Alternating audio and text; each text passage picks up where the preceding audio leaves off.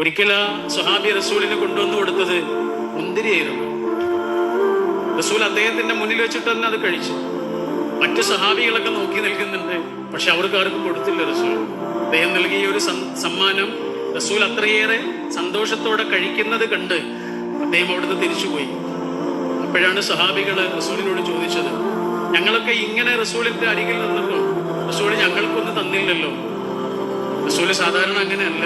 റസൂല് സഹാബികളോട് പറയാം, ഇത് നല്ല പുള്ളിയാണ്, നിങ്ങൾക്ക് ഞാൻ തന്നാല് നിങ്ങൾ ആ മനുഷ്യന്റെ മുന്നിൽ വെച്ചിട്ട് പറയും ഇത് പുള്ളിയാണ്.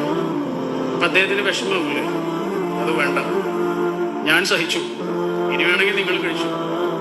എല്ലാവരും എടുത്ത് കഴിച്ചു നോക്കി, നല്ല പുള്ളിയാണ്.